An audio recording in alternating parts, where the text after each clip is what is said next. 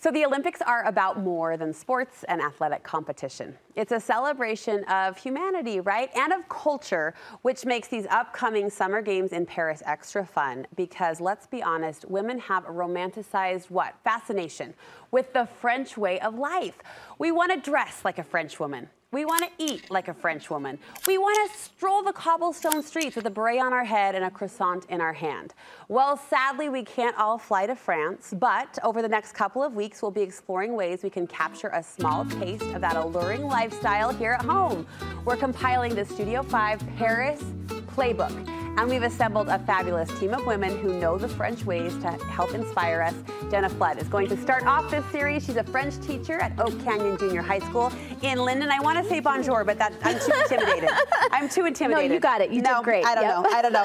When did your love affair with France begin, Jenna? You know, I took my first French class in 7th grade, same as my students, and I fell in love with it then. I had a teacher who I loved, and she made me feel like I could do a hard thing that not very many people were doing, and made me feel like I was good at it, which is incidentally why I became a French teacher. But that's when I was like, this culture is so rich and so fascinating and so different, but also similar to my own. So I fell in love with it in 7th grade and then got the chance to go when I was a senior for my first time.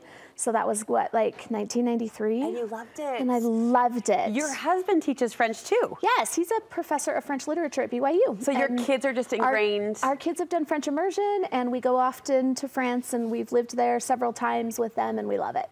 One lifestyle distinction that you took note of is how women shop for food, and you sort of tongue-in-cheek called it Costco culture versus market culture. Exactly. Explain, teach us.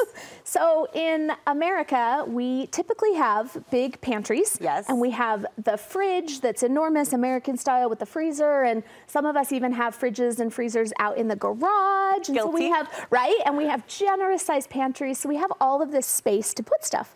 So we go to Costco. But this was your kitchen in France. This is our kitchen in France. We lived there for 3 months, and that is the size of the kitchen. And this is a really nice area, and it's really big for a Parisian apartment. And that cabinet on the left is the fridge. That's the fridge. So because of that, there's no Costco stock up. No. Instead, you hit the market fairly regularly. Yes, like even it can be daily. So we buy our bread in France daily.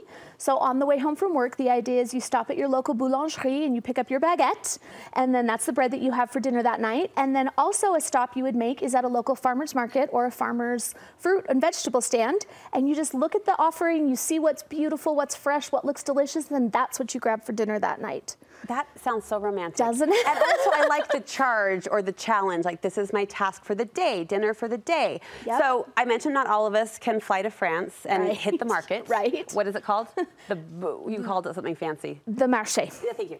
We can't all do that. But is there anything close here in Utah where we can get that same feel or experience? So we're so lucky, yes. So we have farmers markets all over Utah all summer long from June to October. There are farmers markets all over Salt Lake. There's the downtown farmers market is a darling one.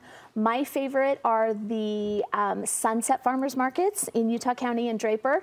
The owners string lights between all the booths, and it has such like a warm, homey feeling.